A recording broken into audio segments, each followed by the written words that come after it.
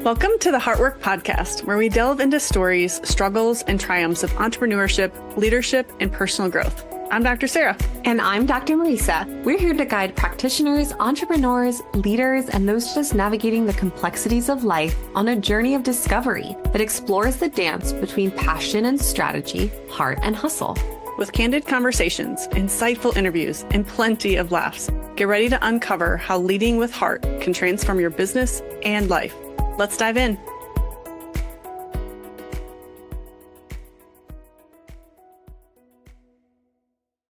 Welcome back, guys. So by the time you are listening to this, we are going to be back from all of our travels and literally cannot wait for you to share with all you guys because literally Marisa just got back from Italy. So we're going to be sharing all about that in our next episode. So look forward to that coming up. One of the things that I wanted to just open the conversation around is what if you feel like you are making decisions for the benefit of your business, your life, your relationship. However, on paper, it may make you feel like you're taking a step backwards. And I say this because one of my associate doctors is getting ready to have a baby. She's going on maternity leave at the end of the summer. And I've made the executive decision that I am going to actually put myself back into really more like part-time, but full-time adjusting versus hire somebody else or do any coverage work just for the, not only just keeping finances good, all that type of stuff, but I just feel like that was the decision to make. But at first I had a hard time making that decision because on paper, it meant that my CEO time and my sacred time that I had to be basically to build the business or have time to work on the business was now going to change dramatically. And I actually haven't been full-time adjusting in, almost 2 years now. And so it felt different. And it was really an interesting feeling to feel like I almost was like taking a step back and being like, well, I'm not actually moving forward now. This illusion of like, oh, I've made such good strides as a leader. I've made all these beautiful things as like within my company and my business. And at the same time, now I am going to be going back to adjusting, not having that time. And it made me feel like I wasn't, at least in that, when I had to process through that I wasn't good enough and something was happening to where I was like, oh, well, crap, I'm not actually going in the direction I thought I wanted to go. And I think sometimes when we actually make decisions that are in alignment with our heart, even the place that I think the illusion comes that you're not moving forward is because you're comparing it to this life that you think you either need, this life that you think other people are telling you to live, or you're comparing it to this, again, illusion of this glamorous thing that for some reason we think we want or have to be able to deem us worthy or deem us successful or productive or good enough. And I know for me, I compared it a lot to a lot of the other professionals in our area and really a lot of our mastermind that we're a part of, to where it's like, you're a CEO and operate as a CEO. So that means that you better not be adjusting all the time. Like that's almost like the perception that I had a little bit. And I'm like, at the end of the day, like I still am a business owner. I still am the one that runs this thing. This is my baby. Like I get to make the decisions that are going to best support us in this season too. And I also need to be a steward of that. And I need to be disciplined enough to be able to make that decision. And it doesn't mean it's going to be forever. It's a temporary season of time. And I feel really beautiful about it now at this point because it's actually in alignment with what I feel like is the best financial decision, what I feel like is the best decision culturally, what I feel like is the best decision for the energy of our practice moving forward. And it was a interesting thing to navigate and process through, to not just say like, okay, well, I'm a failure and I'm moving backwards. I can definitely understand and resonate with that. Even just in my own journey of, hiring a third doctor, and it was so purposeful looking back at the season that I was in, but it was not purposeful for the longevity and for the continuity of having that third doctor in the practice in our current practices season. And so sometimes it can feel weird to like add things into your life only to take them away. Or, even if it's something where it might be as simple as like starting a new hobby or trying a new skill and then deciding you're not going to want to continue with it. That word quitting seems to have such a like negative connotation in the sense that progression should be linear, right? Or progression should be at least consistency. And sometimes Yeah. if you are not even maintaining, it can feel like things aren't actually moving positively if they are going down in some capacity, or if you're participating less in something that, well, why can't you continue it? Why can't you navigate all of those things? What is it about you that isn't able to hold your feet to the fire to finish something or follow something through? I think sometimes we can get instigated with that when we're little, in the sense of like either a sport or like a musical instrument. Like the thing that you hear all the time is practice, practice, practice, keep going, keep doing, do it more. And in fact, you know, you have to practice or you can't go play with friends, or you have to practice or you can't go do this thing on the weekend, or you can't even participate in that because you need to practice, because there's something big coming up. And in our lives, oftentimes we can, create these arbitrary big things that are going to happen, whether it be a vacation that's coming up. And so you know that you're going to spend time away from the practice, whether it be a family, like starting a family, having a pregnancy coming up. And so you know that like, obviously that's going to be a big life event and a big change. We have to alter things. You have a move and there's going to be a different mortgage and a different financial aspect. And so you start evaluating your life and what you should do, what you shouldn't do. Do you have to stop doing certain things that cost you money if money's going elsewhere? If your business is having a downturn for a month or two, do you need to cut things out? Or in fact, do we need to just stay the course? Or do we need to add things in other ways? It's just a constant flow and a constant metric in the brain. And I think it is because our baseline is looking a certain way and has a different level of attachment, again, to a way that we think it needs to look. And typically the way we think it needs to look comes from everyone else but ourselves. Because the only way that some people know what it should look like is based off of how other people have created a same thing or something in some other field. And so you try and emulate that. And I think it's a beautiful thing to want to look at someone else's metric of success by what that success metric is and want that for your own life. And so you try and take some of the same philosophy and the same skills and adapt it to what you're doing. But this can also come in the sense of constantly outsourcing your decision-making power and process to try and get approval from other people that you're doing the right thing, instead of evaluating whether or not it actually is the right thing for you. But sometimes we don't know whether that thing is quote unquote right until we actually take the step in that direction. I think the discernment comes into, are you gathering information so that your own individual heart can feel through a decision? Or are you just gathering information because your ego is trying to get approval on something that you want to or don't want to do, and you need someone else to give you the confidence to do that or not do that, compared to just saying, forget about what everyone else is doing. Like, this is my path and I might create a new one or a new way of it and be a, innovator with it. So I think there's so many layers to this conversation because it's not black and white. Business and life is so much in the gray. But when you are in comparison, it is a black and white. It's either you're in that lane and doing that same thing or you're not. And if you're not doing that same thing and you're not reaching this success, it can feel like you yourself are the failure, when in fact you're not living authentically from what you're doing. Of course, it's not going to be the same success because you're not that person, especially if you're not in the same environment and you just don't have the same personality. Like, your gifts are your gifts, their gifts are their gifts. You can be in the same field and both be successful, but successful for your own lives and your own terms and your own community and what you're gifting to the world. That is like the craziest thing to observe and to know for yourself and to trust yourself. That really requires a lot of understanding and trust with knowing who you are and what it is that you want. And It's so crazy to me because even I've been doing this work for a very, very long time, and it's wild how much I can still question it too. Like, and it becomes a very like real thing where it's like, oh, I actually don't know if this is in alignment with myself, or actually I do think it's in alignment, but it goes against what I thought was in alignment for a really long time, and I think one of the other things with this too, like, I don't know if you ever get this way, but sometimes I'm just like, I'm so sick of like, or I get tired, I should say. And I think the fatigue and the tiredness around it is also okay. So as I say this, just know that it's okay to feel this way.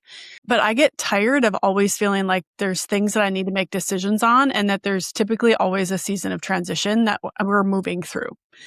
And that is always like, I had this moment the other day. I was talking to my clinical director and I was telling her, I'm like, I used to always say freedom is always in a place of change and that change is inevitable. Now I feel like I'm using the word transition, which is hilarious because it's pretty much the same word.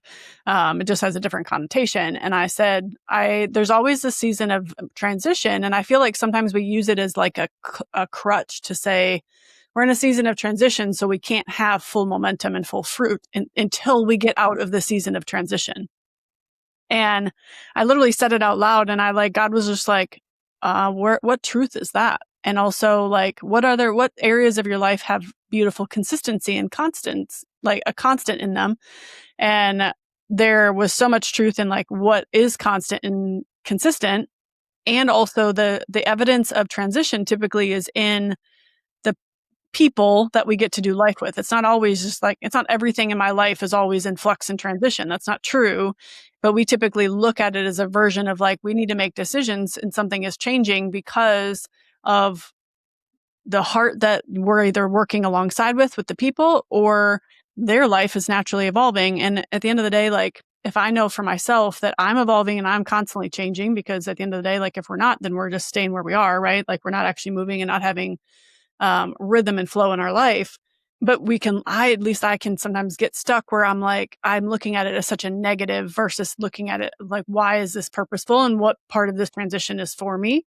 To be able to not only assess what's happening for myself and my heart, but then also maybe there is assessment of systems. There's assessment of your processes. There's assessment of your team. There's assessment of the vision that you're taking your business down and all of that. And so it goes along the line of like, when you are feeling like you're in alignment with yourself, there also can be the season where you may still feel like you're in transition and you're in a season of evolution that makes you feel like you're stalling. And I would just encourage, the stall is not necessarily the lack there of movement and the lack there of flow. Even if it may feel like you're not necessarily moving at the speed or in the direction or the rhythm that you may want to be moving in.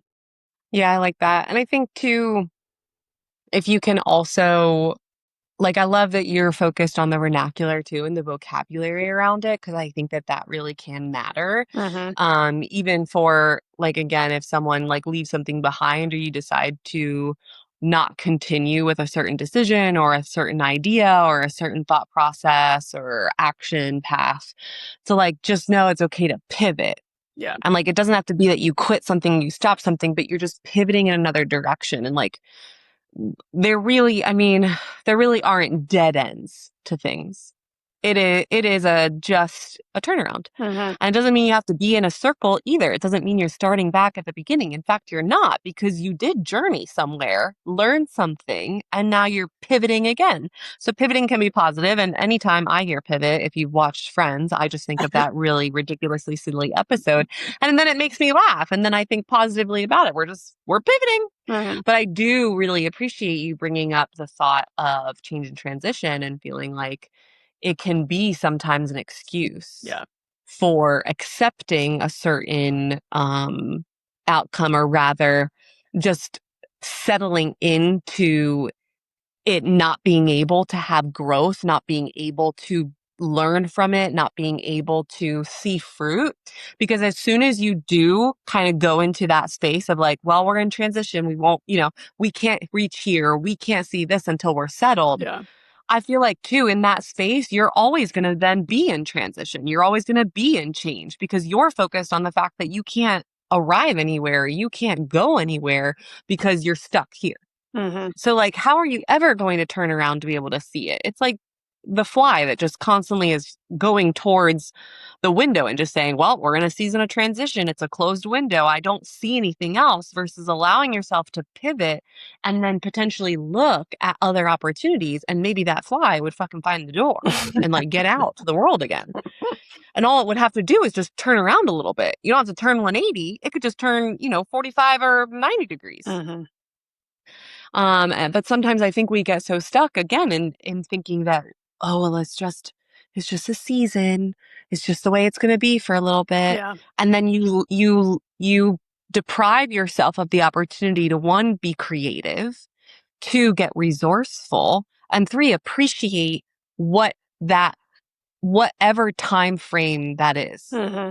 and whatever can come from it regardless. I mean, gosh, for both of us, we've had seasons of transition. But if I look back, the last 3 years of business was a freaking season of transition. Always, right? Yeah.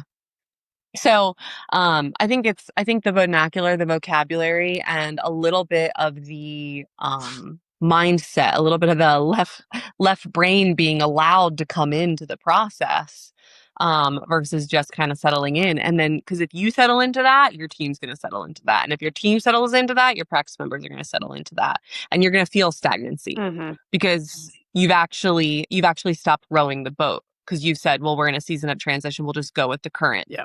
Instead of actually still allowing yourself to paddle towards something, regardless of what, potential adversity is in the way. I mean, that's how you build grit. That's how you learn. That's how you even know what that next potential vision can actually look like, or that another path can open up to be. Mm-hmm. So, well, I think it also, like, when you along that lines, we can also be so fearful of it. So then we become inactive with your life and you hold on so tightly. And when you hold on so tightly, you're afraid that your team is going to leave and you have to retrain everybody. You're afraid that the money is going to disappear, so that everything's going to fall apart. Like, you're afraid that, oh my gosh, like, if I don't do this, then I'm not going to look like I have it all together. If I don't do this, then my child's not going to be able to get into the right school. Or if I don't work out this way, I'm not going to be able to eat this pizza that I want to eat. So I'm going to now be 10 pounds like heavier, or whatever. So like, there's always a consequence, I feel like, if you are looking from a place of fear of change or transition. And we look at it as like, well, if I don't operate a certain way, then in turn, I'm going to have a consequence, or I'm going to not be able to live my life fully, or I'm not going to be able to actually express myself. And when you become really fearful in that also, like you alluded to, it's like it literally bleeds into every facet of the people around you, every facet of what you do. And like for me, gosh, a couple of years ago, like I literally remember, like, I hated change so much, but in turn, literally every single one of my team, I remember this so vividly. I had a couple people that would literally say, I hate change. I hate it so much, like blah, blah, blah, blah, blah. And I'm like, I heard them say it and I'm like, where are they getting this? Like, I hate change so much. And I'm like, it's because I'm motherfucking saying it. I'm literally the one that is saying, I hate change and I don't want change. And why is this so hard? Like, we had a season of lots of ladies getting pregnant in the very beginning, which was difficult. And I didn't know how to handle it. And inevitably it bled into how my team also spoke about their world and how they then showed up to the business. And they literally had so much fear and angst and worry, but then that just like was toxic sludge that kept us from actually even moving through that transition and through that change. And so I think you can have all like wings of it, like you can have it all the way from the major fear, you can have to where it almost like keeps you paralyzed and not moving at all. And then you almost resign from your life a little bit too, so kind of wild, all the different like rhythms and understanding. It's like, gosh, there's an opportunity. Like there's a seasonal, like seasons for all facets of that rhythm, seasons for all understanding that also like it is as a human being. And you think about just seasons of life, like we'd never just exist in the same thing all day long for the rest of our life. And if you are looking at it from a lens of like, I need this in my consistency to just be status quo and stress free with no change all the time. Like I do understand it because it's comfortable. However, it's like that's not actually allowing any momentum, any life, any abundance, any flow, any like beauty to actually show up in your life. And it was a reminder of me this week for sure. So I'm saying all this from like personal experience because it still is a reminder. Like I still have to remind myself of like, oh, okay, this is a beautiful thing. It's not a bad thing to be going through transition, because it's inevitable. And I want to see it for the gift that it is for me, not the lens that it could be looked at that it is a negative thing. 100%. It'd be like telling Mother Nature that winter sucks and summer is the only good season. But in fact, like life doesn't stop just because it's winter. Winter actually can be very purposeful. It can be a time of rest. It can be a time of recalibration. It can be a time of being home more frequently and spending time with yourself, time with your family. It can also be a time where you get to ski and you get to snow tube and you get to go après and enjoy some fire and a little hot cocoa and some warm things in your body and have stews and soups. And there can be so much joy from that. But if you're just like, winter sucks and you're just chilling, because you're waiting for summer, it's the same thing about people saying Mondays suck and Wednesdays stink and like I'm living for the weekend. You literally deprive yourself of any kind of joy. Like I love a random Tuesday. I had a great Tuesday morning this week. It's been amazing. But if I'm just in that mindset of like, here we go, gotta wait 4 more days before I can actually enjoy my life. I'm like, what are we actually doing here? Right. What are we doing here? Yep. And like you said, like literally, when you actually think about it in nature, literally every single season is purposeful. It has to happen for the next one to happen. So when you're stuck in this place, think about it that way. Think about your summers, think about your springs, think about your falls, think about your winters. And I implore you to think about one beautiful thing that came from each one of those seasons. And I bet you could. If you are hard pressed to do that, my invitation to you would be I would strongly encourage you to consider, as one of our coaches would say, like slowing down a minute. Because you're not living in your life, actually. You really aren't. You're not present. And you're going to get to a point sometime in your life and you are going to be full of sadness and regret because you won't have anything to reflect back on positively. And so if that's a place that you're in right now, that's a very strong invitation. Very strong invitation. And if you need help, reach out to us. We're in it and we're here for you. So thank you for joining us on another episode of the Heartwork Podcast. We hope today's conversation has inspired you to lead with heart in your business and life. If you enjoyed this, subscribe so you never miss a release, rate our show, leave us a review, get on our VIP email list, and join our exclusive Facebook group, The Heartwork Life, to plug into our community and learn from us and other heart-led entrepreneurs on a weekly basis. We look forward to chatting with you next time. Bye!